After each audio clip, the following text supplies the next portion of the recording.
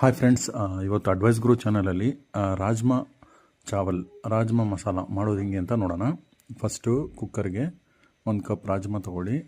Overnight ಅದನ್ನು ನೆನೆಸಿಟ್ಕೊಂಡು ಕುಕ್ಕರಲ್ಲಿ boil ಮಾಡ್ಕೊಳ್ಳಿ 4 ಸ್ಟ್ರೀಮ್ ಬರೋವರೆಗೂ.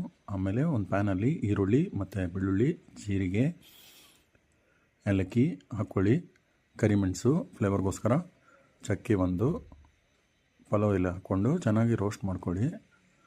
ಜಿಂಜರ್ ಗಾರ್ಲಿಕ್ ಪೇಸ್ಟ್ ಹಾಕ್ಕೊಂಡು ರೋಸ್ಟ್ ಮಾಡ್ಕೊಳ್ಳಿ. ಮತ್ತು ಟೊಮೊಟೊ, ಕೊತ್ತಂಬರಿ ಹಾಕ್ಕೊಂಡು ಚೆನ್ನಾಗಿ ಪ್ಯಾನಲ್ಲಿ ರೋಸ್ಟ್ ಮಾಡ್ಕೊಳ್ಳಿ. ರೋಸ್ಟ್ ಮಾಡಿದ ತಕ್ಷಣ ಅದನ್ನು ಒಂದು ಜಾರಿಗೆ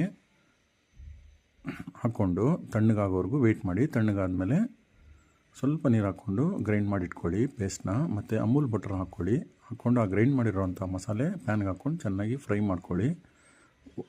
1/2 tea spoon salt, 1/2 tea spoon chilli ಮತ್ತು ಜೀರಿಗೆ, ಅರಿಶಿನ, ಗರಂ ಮಸಾಲ ಹಾಕ್ಕೊಂಡು ಚೆನ್ನಾಗಿ ಫ್ರೈ ಮಾಡಿಕೊಂಡು ಆ ರಾಜ್ಮಾ ಬಾಯ್ಲ್ ಆಗಿರೋ ರಾಜ್ಮಾನ ಇದಕ್ಕೆ ಹಾಕ್ಕೊಂಡು ಪ್ಯಾನ್ಗೆ ಲೋ ಕುಕ್ಕಲ್ಲಿ ಇಟ್ಬಿಡಿ.